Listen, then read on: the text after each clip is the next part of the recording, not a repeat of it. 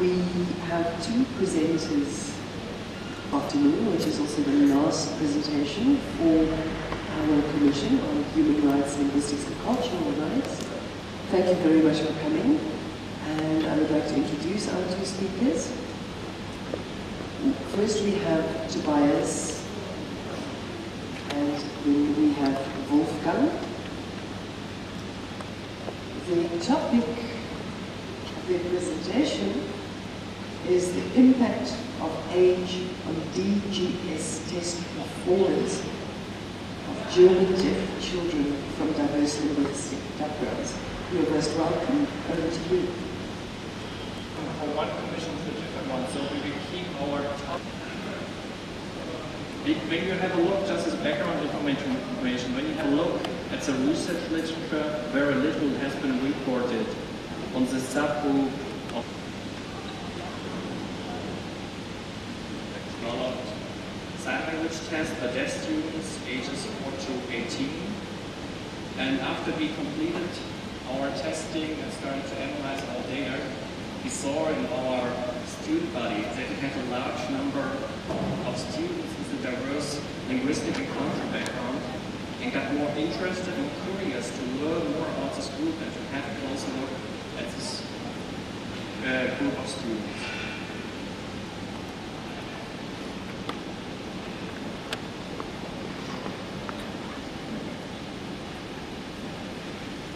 So far, as I just said, very little has been reported in the literature. Just there were a few studies, one conducted in 2004, that actually addressed the question, or just raised the question that when you look at the population of deaf students, that you have a huge number of students, of new deaf learners with a diverse linguistic and cultural background. We all know, or has been pointed out quite often, that in general all deaf students, or many deaf students, are exposed to one or more languages in different modalities.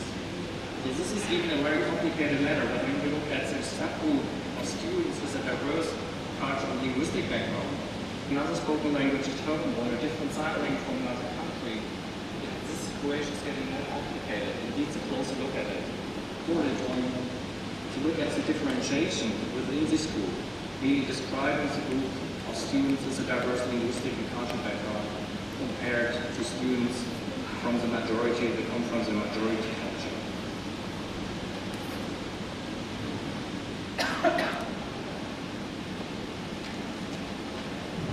Implementation in the literature on the students coming from around.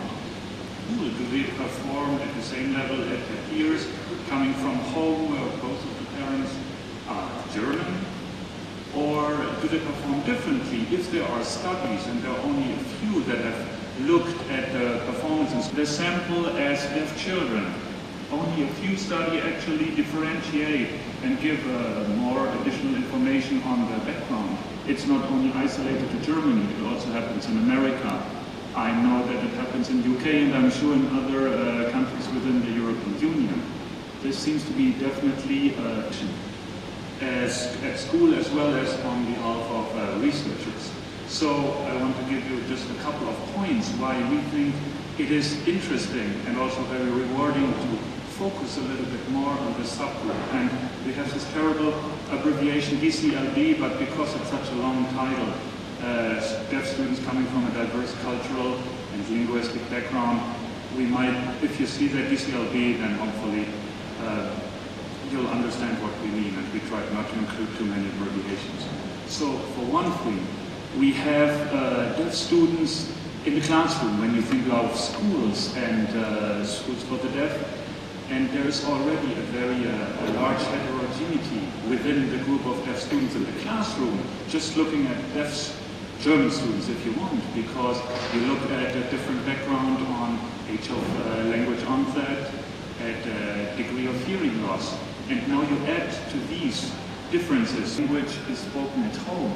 How does culture affect the students' the parents' perception of these? Are some issues that need to be taken into consideration. Also, Gerna de Garcia has arrived at a very late school already, have never received in their original country, in the host country, enter maybe a special education program, a deaf school, and they start with absolutely nothing, and they're already 12 to 15-year-olds. So that certainly puts them in an even worse situation than deaf children, maybe within a hearing family that start delayed, within Germany start delayed when they reach school without any language because there is no communication at home. As I said, the cultural differences such as degrees of perception, of collaborate with the school so that they can work on what was done in school and then work together with the children at home, work on homework, etc., and further promote the skills personnel that comes from the same cultural and linguistic background, may it be sign language or a spoken language. In very few German schools, you will find a hearing teacher who speaks Turkish, for instance. And as you might be aware, we have a huge Turkish community in Germany, have had for many years, and now it's of course much more diverse, with people coming from the former Russia, from Poland, but also from other countries. So this is definitely a very critical issue. And there are now some challenges, particularly for assessment, because both Tobias and I, we come from a research background and we are interested in how can you find assessment instruments to appropriately measure deaf students' sign language skills as well as their spoken or written language skills. Something that is tailored, if you want, to the needs of deaf test takers. And how does this group brings in additional complications?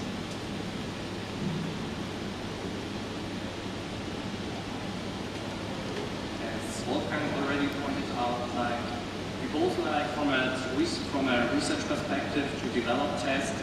The best case scenario would be that you have an assessment for national sign language so that you are able to actually assess the sign language development of deaf kids in deaf schools.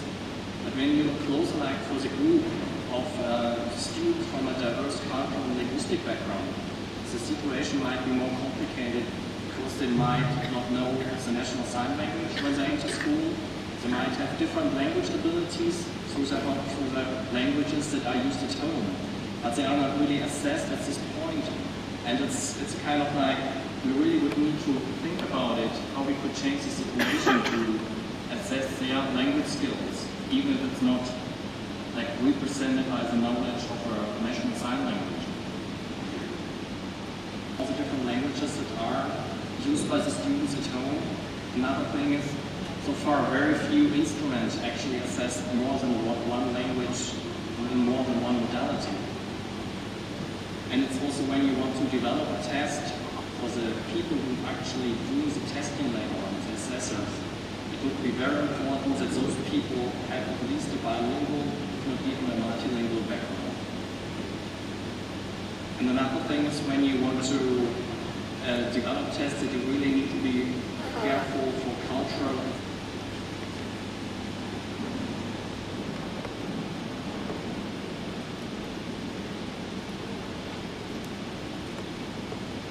When you have a look at this graph, it's just our means of communication, ranging from different sign languages, sign German, and all different languages. So this is a total of 13 different languages within a sample of 54 students, which is quite a lot.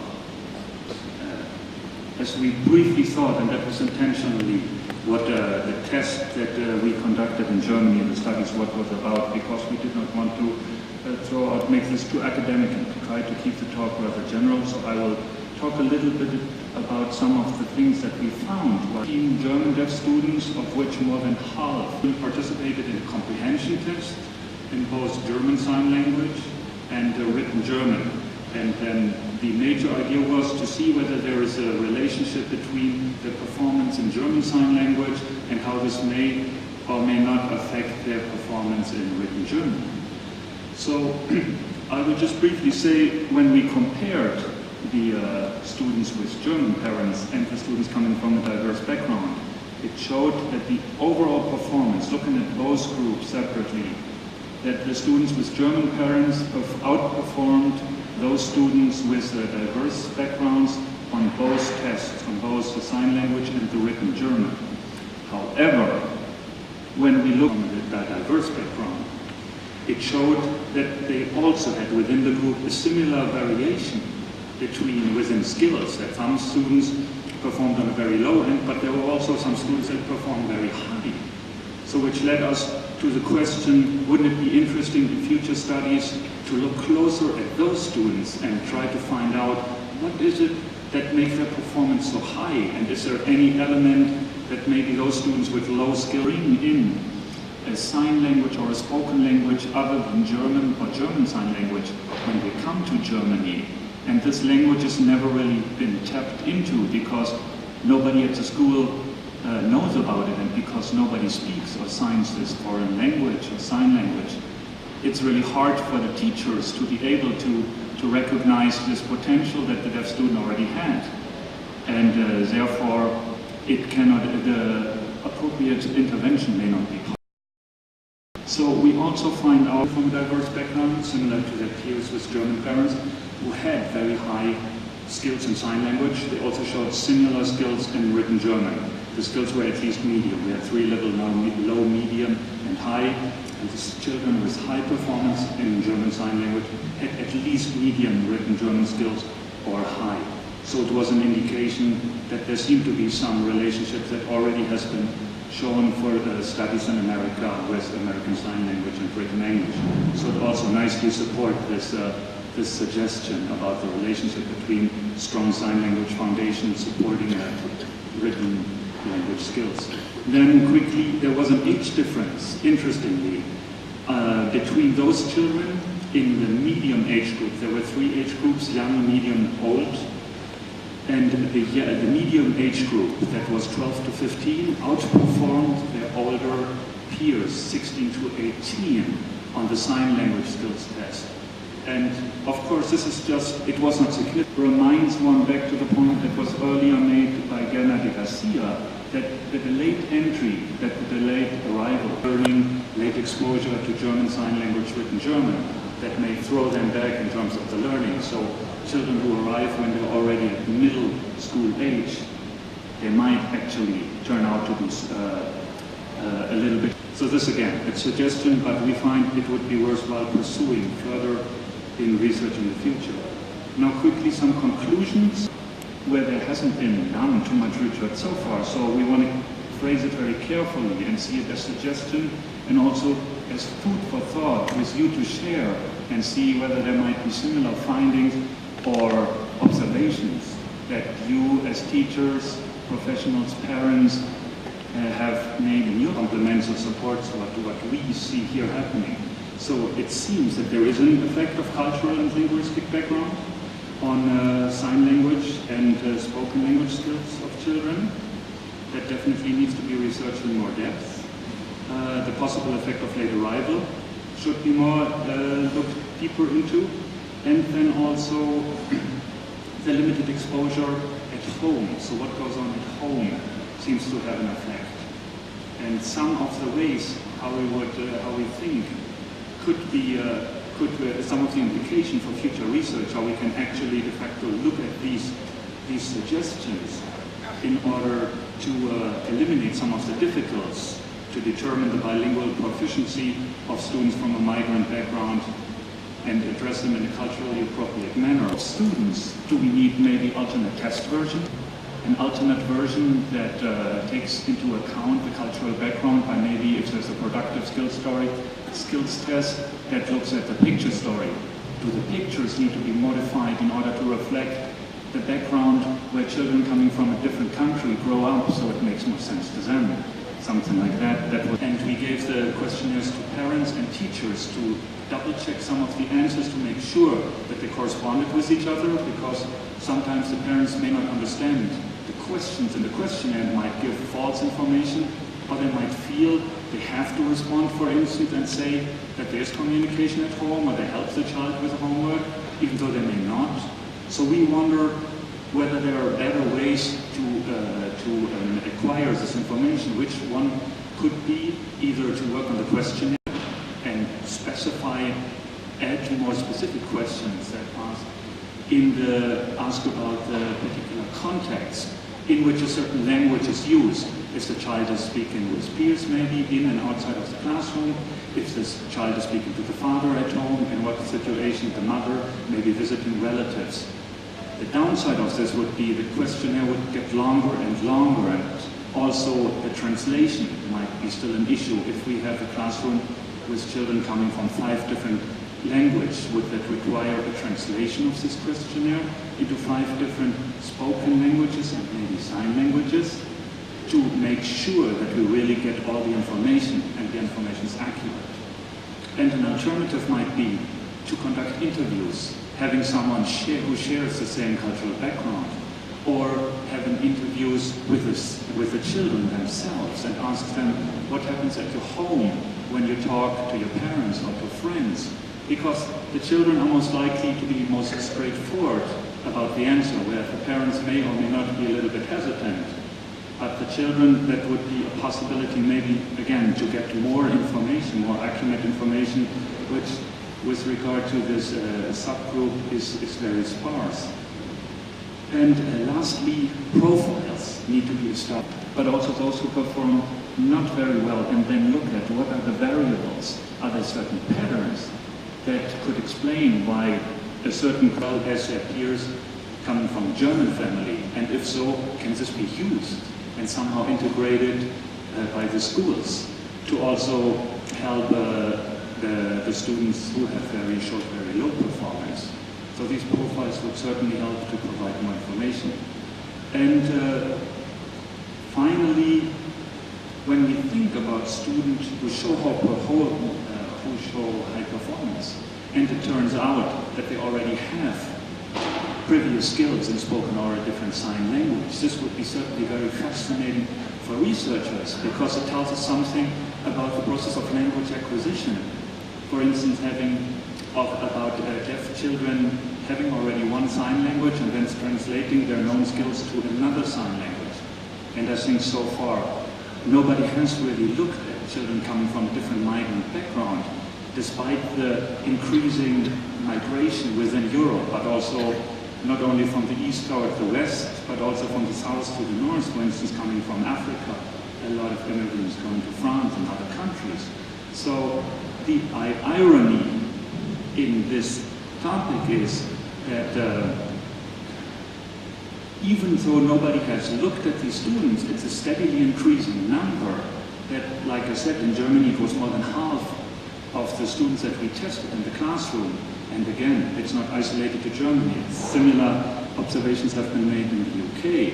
So there's certainly a new group of deaf students that need to be looked at. But at the same time, nobody has done that. And adapting the intervention and the support services to the needs of the children. And we were talking about, I want to say, bilingual settings. So I would like to, as a final comment, retake these questions and throw it out again by adding, how can we adapt to the needs of the deaf children coming from this diverse linguistic and cultural background, and help them as well as their peers who might already help receive some kind of appropriate intervention and support. How can we help these children also to at least climb up on the same level and make their experience of learning, acquiring the both new languages, German and German Sign Language, in a more appropriate and more successful way. We would like to thank everybody for coming, for your attention, and we hope that this provides some food for share, and we would hope to see that future research will recognize the subgroup, and there will be more research appearing in different countries, providing more empirical data that can be compared, because we feel that it's certainly a topic that that deserves a lot of attention. Thank you very much. Different cultural and linguistic backgrounds. It certainly is very important.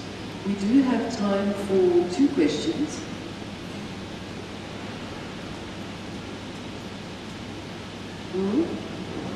A question.